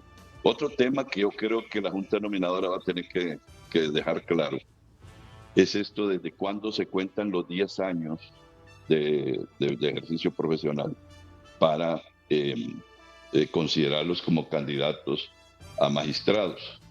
Mire, últimamente hay noticias de que se han permitido hacer examen de notario a un montón de gente por cuestiones políticas y que estas personas seguramente se van a postular. La pregunta es, si esta gente ha adquirido el S4 hace 6 meses, 2 meses, 3 meses, ¿realmente cumple con el requisito de los 10 años? Porque la Constitución lo que dice es abogado y notario. No dice abogado nada más, dice abogado y notario. Desde mi perspectiva debía contarse desde cuando obtuvo el S4 de notario. De manera que, porque antes era común, uno sacaba el examen de abogado y el S4 era por honorabilidad, no era un examen. Hoy se lo dan a cualquiera que pergeñe unas respuestas ahí y no verifican su honorabilidad, pero antes no. Antes uno hacía el examen de abogado y el S4 se lo daban si uno era honorable o no. Hubo personas a quienes no lo dieron porque no eran honorables. El otro tema que también la Junta Nominadora tiene que valorar es, y esto sí es una cosa muy delicada, pero creo que vale la pena someterla al público y a la Junta Nominadora. ¿Por qué la Sisi viene a Honduras? El pueblo la pidió en las calles, Renato. Sí. La pidió en las calles desde hace tiempo y la ha venido pidiendo y fue un lema de campaña de la presidenta de la República. Y ganó, entre otras cosas, porque llevaba esa bandera. Y es creíble su posición, porque el día de la toma de posición pidió la CICI. ¿Pero por qué? Porque el sistema de justicia no existe. Ya lo dijo Isabel al hacer mención de ese sondeo de opinión de Eric. El 80 y tanto % cree que el Poder Judicial no sirve para nada. Ahora la pregunta es, los actuales magistrados de la Corte Suprema de Justicia, si se postulan, ¿qué evaluación le va a la Junta Nominadora? Ese es el problema, porque ahí hay un problema de cuestionamiento. Si esta Corte Suprema de Justicia está cuestionada a ese nivel, ¿cómo se va a valorar por la Junta Nominadora? Esos son temas pendientes y son temas tontorales, fundamentales, que creo que son más importantes que esa tontería de que si los plazos y todo lo demás no se cumplen. Creo que esto sí es importante discutir y que la Junta Nominadora va a tener que evaluar en algún momento. Se lo dejo ahí. Bien, gracias, abogado. Isabel también recibe su mensaje de parte de la excomisionada del Instituto de Acceso a la Información Pública, la abogada Doris Imelda Madrid. Dice Doris Imelda Madrid, Isabel no dice verdad. El IAIP realizó el ejercicio de transparencia, hasta sancionó a los nominadores, que hubo resistencia por parte de los nominadores al ejercicio de la transparencia y acceso a la información. Es una gran verdad.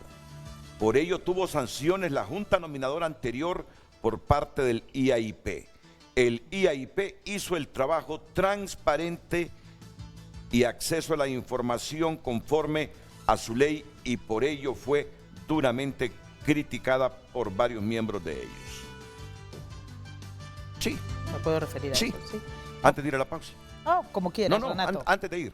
Totalmente de acuerdo. Yo creo que es importante aquí valorar cómo el Instituto de Acceso a la Información Pública ha sido como entidad quien durante mucho tiempo se ha enfrentado efectivamente a las restricciones que había en materia de acceso a la información en el país y la libertad. Entonces, sobre todo a partir de la Ley de Secretos. Entonces, cómo el Instituto de Acceso a la Información Pública, a partir de obviamente, con las limitaciones que le imponía la Ley de Secretos, hizo un trabajo encomiable, creo que es importante subrayarlo. Cuando decíamos a que lamentablemente procesos de selección anteriores de Junta Nominadora han estado marcados por la falta de transparencia en lo que refiere a su quehacer como Junta Nominadora, sin perjuicio de que efectivamente, y creo que es importante rescatarlo, afortunadamente la comisionada lo menciona, cómo el Instituto de Acceso a la Información Pública se manifestó e hizo y publicó informes sobre cómo se estaba impugnando la labor de la Junta Nominadoras anteriores. Entonces yo creo que es importante valorar el trabajo que ha hecho el Instituto de Acceso a la Información Pública en el país, sin duda alguna. Hay algunos temas como la CICI,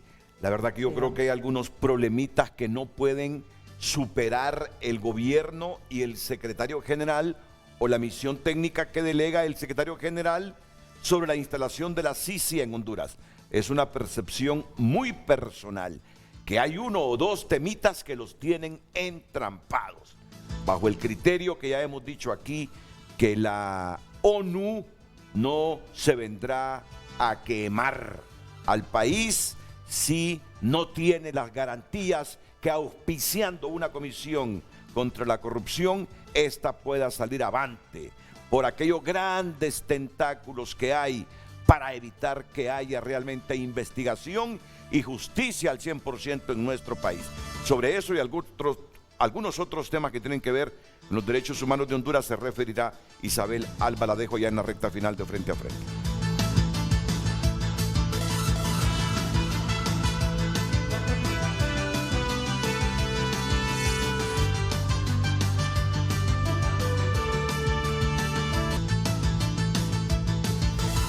Hoy en Tu Nota es presentado por Banco de Occidente. Sueñe, planifique y ahorre. Hágalo en grande con Banco de Occidente. Onda tropical y remanentes de Julia ayudarían a formar nuevo ciclón tropical. Fuerza Naval rescata 6 náufragos de 2 embarcaciones en Atlántida. Son 2 de los muchos titulares. Quiero ver qué dice ese titular de Educación. Educación suspende clases en Honduras el martes por los estragos. También la Universidad Autónoma suspendió clases presenciales, virtuales, los servicios administrativos hasta segunda orden. Ahí en Tu Nota puede encontrar usted fotografías de damnificados, evacuados y ríos desbordados. Y más, y mucho más. Los invitamos a ingresar a tunota.com por cortesía del Banco de Occidente. Banco de Occidente, apoyando al pequeño de hoy, hacemos el grande del mañana.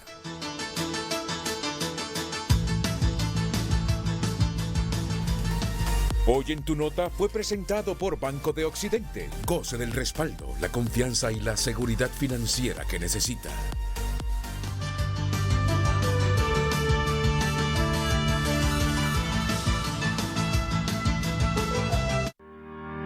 Franklin Covey presenta Conferencia Magistral Trust and Inspire.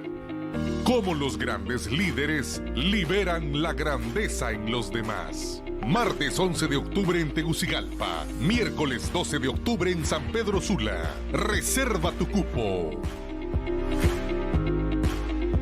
Patrocina Televicentro.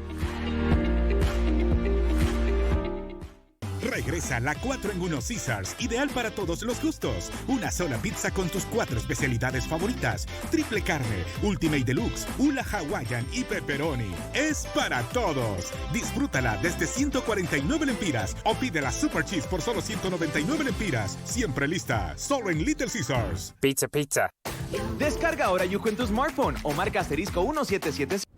¿Deseas experimentar la emoción del deporte rey como nunca antes? Voydeviaje.com te lleva a presenciar la mayor fiesta futbolera del planeta y vivir de principio a fin la Copa Mundial de Qatar 2022. Su historia, los estadios, cada partido y poder ser parte de este evento que mueve a miles de personas. Disfruta de la pasión del fútbol viajando por la única agencia certificada por la FIFA, con paquetes que se ajustan, sí, se ajustan a tu presupuesto. No te pierdas esta gran oportunidad y haz tu reserva con voydeviaje.com y conseguí cuotas de hasta 40 meses. Por primera vez en Honduras, un reality lleno de ritmo, alegría y color, sol, playa y música, grabado en la bella isla de Roatán, con reconocidos artistas nacionales e internacionales, que junto a expertos productores musicales tendrán que enfrentar una carrera contra el tiempo y presentar el gran reto musical para llegar a ser el ganador absoluto.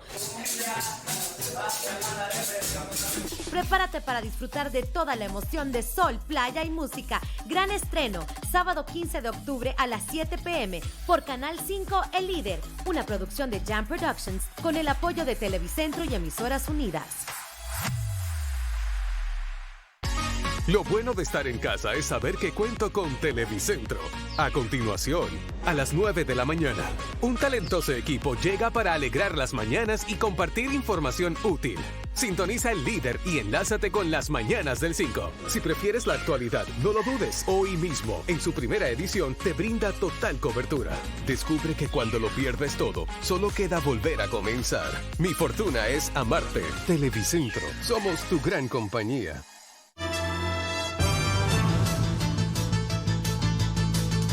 Y el presidente del Colegio de Abogados de Honduras, Rafael Canales, nos escribe: el Colegio de Abogados respaldó el trabajo de la Junta Nominadora, pero creo que el mayor problema que prevalece siempre, tanto para ser miembro, junta o postulante, es el conflicto de intereses que los limita de alguna forma para la toma de decisiones objetivas, imparciales e igualdad de condiciones, por lo que es fundamental establecer un código de ética a lo interno de la Junta Nominadora y dar confianza a los postulantes para que haya riqueza de buenos participando.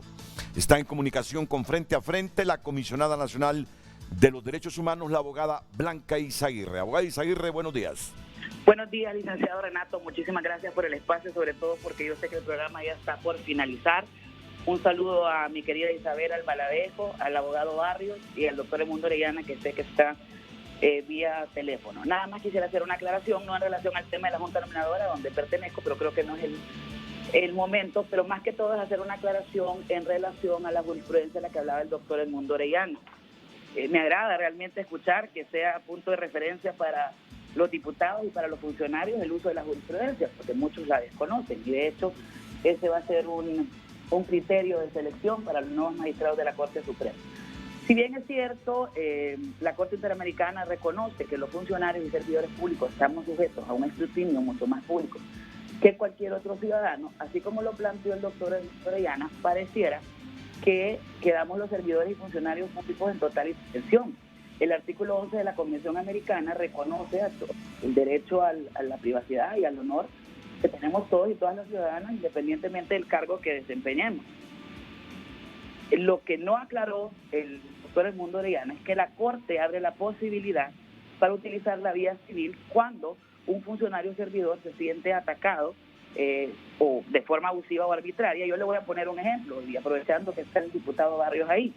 En mi caso, por ejemplo, hablaron de que yo había falsificado títulos universitarios, que yo no era abogada, que yo le había mentido al Pleno del Congreso Nacional, usted es testigo, porque incluso lo tocamos en un momento que yo estuve en su programa. Y aunque lo ideal y lo correcto no era que yo recurriera a la vía penal, tal como hablaba el doctor Edmundo, que en realidad es penalizar, porque no vamos a coartar el derecho a expresarse libremente. Pero a pesar de que estemos nosotros expuestos a ese escrutinio, no debemos tampoco estar expuestos a esas situaciones, como le digo, que sean abusivas o arbitrarias, y mucho menos cuando hablen de acciones que son constitutivas de delito. Entonces sí quería que supieran que no quedamos en total indefensión los servidores, porque también somos ciudadanos, también tenemos nuestro derecho al honor y a la dignidad. Y a la jurisprudencia de la Corte Interamericana abre la posibilidad a utilizar la vía civil cuantas veces sea necesario para reponer o reparar ese derecho que ha sido vulnerado o violentado. Bien, hemos escuchado a la Comisionada Nacional de los Derechos Humanos refiriéndose a uno de los temas que abordamos en el inicio del programa. Bueno, y ya solo me quedarían unos 2-3 minutos para hablar de la Sisi. No sé si yo estoy equivocado, creo que no, que el asunto que separa al gobierno y a la ONU para que ya pronto anuncien que se va a instalar la Sisi en Honduras es la autonomía que en cuanto a la acción penal quisiese la Organización de las Naciones Unidas para esta instancia, para esta Comisión Internacional contra la Corrupción. Y la selección de los integrantes de la Sisi, que en el memorándum del gobierno dice se hará por el Ejecutivo. Ahí dejan a un lado a la ONU. Me parece que estos son los dos temas que no sé si siguen dialogando, si los van a superar o la Sisi se quedará en promesa. Por favor, abogado, ¿qué piensa usted brevemente, por favor? Pues, primero, decirle a la sociedad que yo estoy seguro que la presidenta Xiomara Castro va a cumplir el deseo del pueblo hondureño de que tengamos una Sisi en Honduras. Lo ideal sería que no tengamos una Sisi porque nuestra institucionalidad debería de ser capaz de aplicar la regla general del derecho a los casos particulares. Sí. Pero la debilidad institucional nos hace traer un organismo internacional de justicia para afianzar los nuestros. Esto es lo primero. Deben tener la seguridad que la presidenta Xiomara va a cumplir esa promesa de campaña. Número 2, se sigue dialogando. En un proceso de diálogo es así. La última visita que tuvo la presidencia y con el director de la ONU, con el presidente, fue, digamos, y el comunicado conjunto fue apresurar, digamos, el diálogo y la decisión final. Se sigue dialogando. Y tercero, el punto tural es, digamos, el ejercicio de la acción penal. Los extremos se mueven entre quienes establecen que la Sisi debe tener independencia más allá del Ministerio Público y eso implicaría una reforma constitucional. Sí. Y en el otro extremo está en que la Sisi solamente sea un órgano de colaboración del Ministerio Público. Hay un pedido... es que me está dando instrucciones la producción, no. Hasta que no termine él, no me hagan nada. Hasta que yo dé las instrucciones, por favor. Hay un punto medio que es que la Sisi sea un querellante adhesivo, que implicaría una reforma del Código Procesal Penal para que se adhiera con investigación propia del Ministerio Público y con investigación propia, inclusive de la Sisi, y que pueda comparecer en los tribunales. Me parece que ese es digamos, los extremos, pero hay un punto medio, pero yo le puedo asegurar que vamos a tener Sisi en Honduras, porque es el deseo del pueblo hondureño y esa interpretación lo ha hecho muy bien la presidenta Xiomara Castro. Vamos a la última pausa.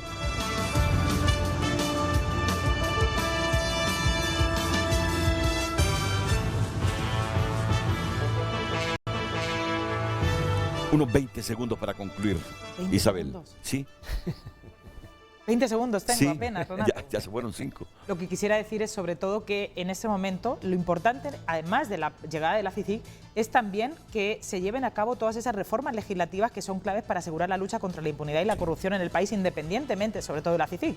El año pasado se aprobó justamente en Semana Morazánica una ley, un decreto que es el 93/2021, que permitió junto a otras leyes que se sobreseyeran, es decir, que quedaran impunes más de 600 delitos ligados a corrupción, malversación, falsificación de documentos y abuso de autoridad. Entonces, la modificación de estas leyes que han permitido que persista la corrupción y la impunidad en el país es clave para que se trabaje de manera paralela a la llegada de la CICIG.